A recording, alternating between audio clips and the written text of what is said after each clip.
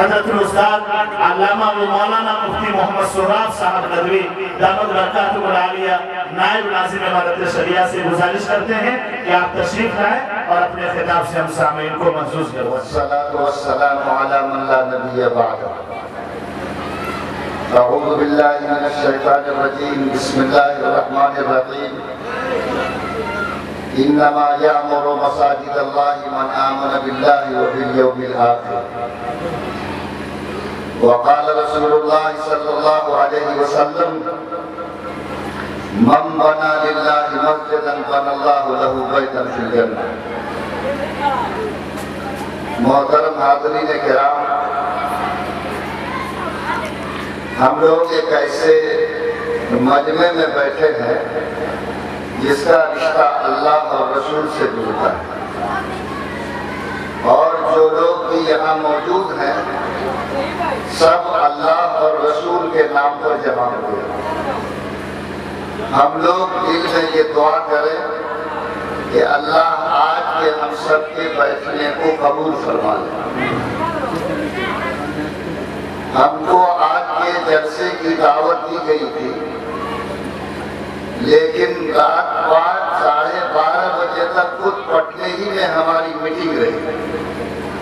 ہم کو ایسا اندازہ تھا کہ ہم آج حاضر نہیں ہو سکیں گے، لیکن محترم جناب مولانا محیالدین صاحب کا مسلسل فون گیا، اور آپ حضرات سے چونکہ ہم نے وعدہ کر لیا تھا اور ہم سے پوچھ ہی کر آپ نے وقت رکھا تھا، اس لیے ہم نے ذمہ داری سمجھی کہ آپ کی محبت میں ہم کو یہاں حاضر ہونا چاہیے، اور ہم ابھی آپ لوگوں کے درمیان حاضر ہیں۔ دیکھیے، تقریر اور وعظ کو ہم لوگ سنتے رہتے ہیں، ہم لوگوں کو کچھ کام کی نیت کرنی چاہیے۔ آدمی کی زندگی تقریر سننے سے نہیں بدلتی ہے، عمل کرنے سے بدلتی ہے۔ ہم لوگ 2-2 گھنٹے کی تقریر سن لیتے ہیں، لیکن ایک بات پر بھی عمل کے لیے کھڑے نہیں ہوتے، اور جب تک عمل آئے گا نہیں زندگی بدلے گی۔ آج کا جو جلسہ ہے وہ ایک خاص پس منظر میں رکھا گیا، اور مجھے معلوم ہے کہ شاید مسجد کی تعمیر کے تعلق سے یہ مجلس بلائی گئی، لیکن جہاں یہ جلسہ ہو رہا ہے وہ مدرسہ ہے، اور یہاں اللہ کی کتاب کی تعلیم ہوتی ہے۔ آپ لوگوں سے بار بار ملنے کا موقع نہیں ملتا، لیکن میں یہاں کے مدرسے کی خیریت لیتا رہتا ہوں۔ آپ جو لوگ بھی اس آبادی میں ہیں ان تمام لوگوں سے 2 باتیں مجھے عرض کرنی ہیں، اس امید کے ساتھ کہ ہمارے جو بوڑھے بزرگ ہیں اللہ تعالیٰ ان کی عمر میں برکت دے، جو نوجوان طبقہ ہے اور جو سماج میں اس وقت کچھ کرنے کے لائق ہے، میں یہ سوچتا ہوں کہ ان کو یہ بات سمجھنی چاہیے۔ اگر وہ لوگ اس بات کو اچھی طرح سمجھ جائیں گے تو ہم لوگوں کو آگے بڑھنے میں مدد ملے گی، اور انشاءاللہ جو کام ہم لوگ سوچیں گے وہ کام کرنا آسان ہو جائے گا۔ یہ جو مدرسہ ہے ہم کو یہ بات سمجھنی چاہیے کہ اللہ کے رسول صلی اللہ علیہ وسلم پر جو قرآن اترا وہ قرآن 30 پارے، لیکن اللہ کے رسول صلی اللہ علیہ وسلم پر وہ 30 پارہ قرآن میں جو سب سے پہلا حکم اترا وہ حکم مسلمانوں کے لیے کیا تھا؟ اگر اللہ نے ہم کو مسلمان بنایا ہے تو ہماری ذمہ داری ہے کہ ہم جانیں کہ اللہ نے ہم لوگوں پر سب سے پہلا حکم کیا اتارا۔ اگر آپ علماء کرام سے پوچھیں گے تو وہ آپ کو بتائیں گے کہ 30 پارہ قرآن میں اللہ تعالیٰ نے سب سے پہلا حکم ہم کو دیا کہ پڑھو اور قلم اور کتاب کو اپنے ہاتھ میں پکڑو۔ جس کا حکم ہے یہ قرآن کا. کئی نمبر کا سب سے پہلا حکم کہ پڑھو اور قلم اور کتاب کو اپنے ہاتھ میں پکڑو. لوگوں آپ کو سمجھنا چاہیے کہ آج آپ نے سنا ہوگا کہ فلسطین میں لڑائی چل رہی ہے اور وہاں ایک قوم ہے یہودی جو مسلمانوں کے سامنے میں کھڑی ہے. یہ جو یہودی قوم ہے اس کی تعداد پوری دنیا میں صرف 1 کروڑ کچھ ہے. کتنا؟ 1 کروڑ کچھ. اور دنیا میں مسلمان کتنے ہیں؟ 125 کروڑ سے زیادہ. کتنا؟ 125 کروڑ سے. یعنی جتنا یہودی کی تعداد ہے اس سے 100 گنا زیادہ مسلمان دنیا میں.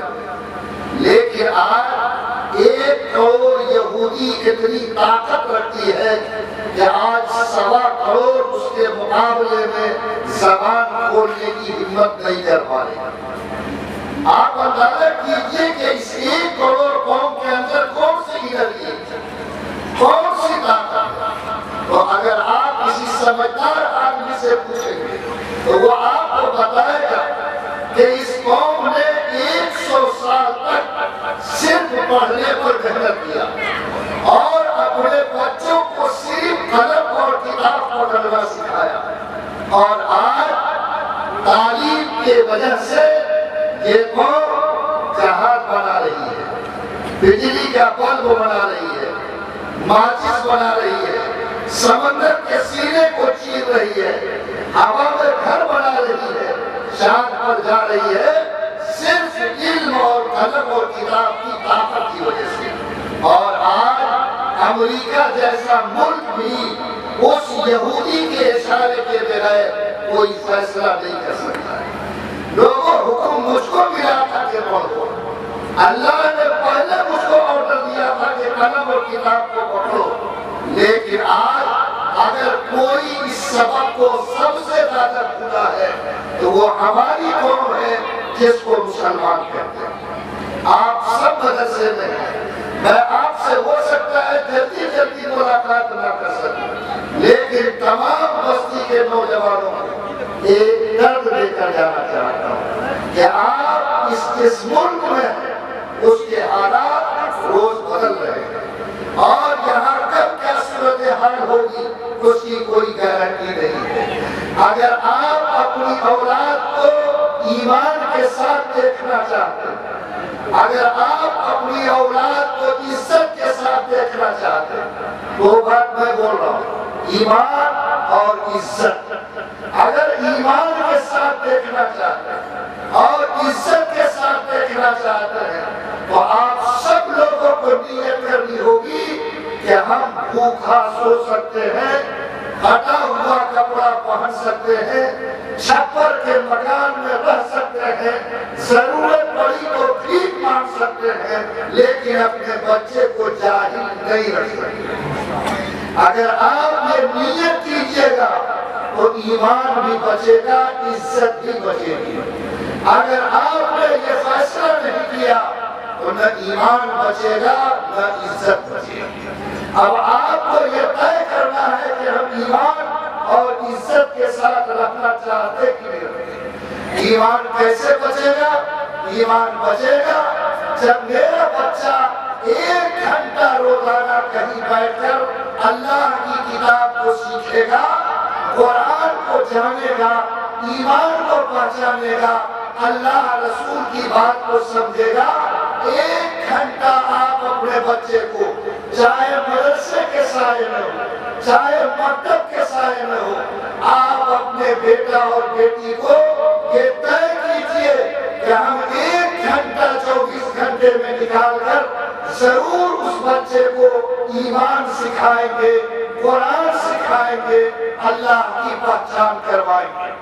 آپ خوش نصیب ہیں کہ آپ کے گھروں میں مدرسہ قائم ہے، لیکن آج مسلمانوں کا حال کتنا برا ہو گیا کہ اس کو اپنی زمین کا جھگڑا کم ہے، ان کو مکان کا جھگڑا کم ہے، لیکن مسجد مدرسہ کا جھگڑا سب سے زیادہ سماج میں آج پایا ہے. یہاں صدر کے لیے، سیکریٹری کے لیے، حساب کے لیے ساری امت پریشان ہے، اور اس کی وجہ سے اچھے اچھے مدرسے ویران ہو رہے ہیں۔ چلتا ہنستا کھیلتا مدرسہ آج بربادی کے کگار پہ پہنچا ہے۔ میں لعنت بھیجتا ہوں اس صدر کی کرسی پر، میں لعنت بھیجتا ہوں اس سیکریٹری کی کرسی پر، جو آدمی کسی بھی ادارے کے تعلق سے یہ چاہتا رکھے۔ ہر مسلمان عید سے ہم رکھو کہ ہم صدر سیکریٹری کی حیثیت سے نہیں، مدرسے کو چلتا دیکھنا چاہتے ہیں، مدرسے کو آباد دیکھنا چاہتے ہیں، مدرسے میں بچوں کو پڑھتا دیکھنا چاہتے ہیں۔ ہماری اس آبادی کا ایک ایک بچہ اللہ کی کتاب سیکھ لے، قرآن پڑھنا جان لے، خدا کو پہچان لے، یہ ہمارا سب سے پہلا کام ہے، اور یہ کام جب تک پورا نہیں ہو سماج کے کسی مسلمان کو چین سے نہیں بیٹھنا چاہیے۔ اس لیے آپ سب سے گزارش ہے کہ اس مدرسے کو آباد کیجئے، ایسا آباد کیجئے کہ آپ کے گاؤں کا ایک ایک بچہ اور ایک ایک بچی جو اس عمر میں ہے کہ اللہ کی کتاب کو پڑھ سکے، سیکھ سکے، اس کو خدا کے واسطے 1 گھنٹہ کے لیے کم سے کم یہاں بیٹھائیے، تاکہ وہ اللہ کو پہچان سکے، دین ایمان کو جان سکے، آنے والے دن میں وہ اپنے ایمان کو نہ کھوئے، مرتد نہ بنے، بلکہ اپنے ایمان کو بچانے میں کامیاب ہو سکے۔ آپ کے یہاں یہ مدرسہ چلتا ہے، اللہ اس کو آباد رکھے۔ آپ بتائیے کہ مدرسے میں بچے جو پڑھنے آتے ہیں ان کی تعداد کتنی ہے؟ کون چلاتے ہیں مدرسہ بھائی؟ مدرسے کے ذمہ دار کون ہے؟ مولانا صاحب۔ کتنے بچے مدرسے میں پڑھنے آتے ہیں؟ 290۔ کتنے آدمی پڑھاتے ہیں؟ 2 بولیے اللہ کا عذاب کرنا چاہیے کہ نہیں کرنا چاہیے؟ 290 بچے کو 2 ٹیچر پڑھائے۔ دنیا میں کوئی فارمولہ ہے؟ کھیلا کو ہو سکتا ہے، تماشا کو ہو سکتا ہے، تعلیم نہیں ہو سکتی۔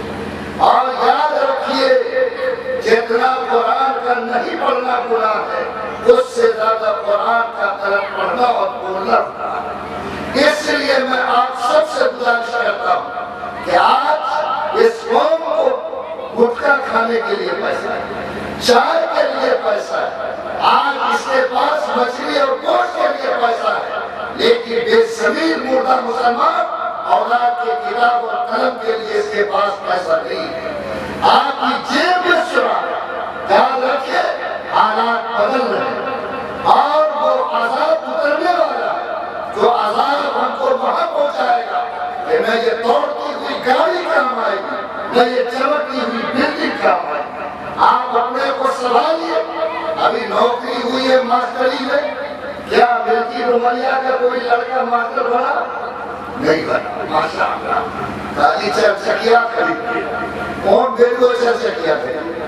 گھر اور گھر کے اندر ہم لوگ سوچتے، یاد رکھیے اللہ آپ کو خوب دولت دے، لیکن قوم اس وقت تک عزت نہیں پائے گی جب تک کہ اس کے بچے کے ہاتھ میں قلم اور کتاب نہیں آئے گا۔ اور اس کو اپنے ہاتھ اور اپنی پیشانی پر، اور اس کو سمجھیے۔ آپ سے میری پہلی گزارش یہ ہے کہ اس مدرسے کی حالت کو بدلنے کی کوشش کیجیے، اور اگر کم سے کم 300 بچہ آپ کے یہاں ہے تو بولو 4 ٹیچر کی ضرورت کم سے کم ہے یا نہیں؟ بولیے نہیں؟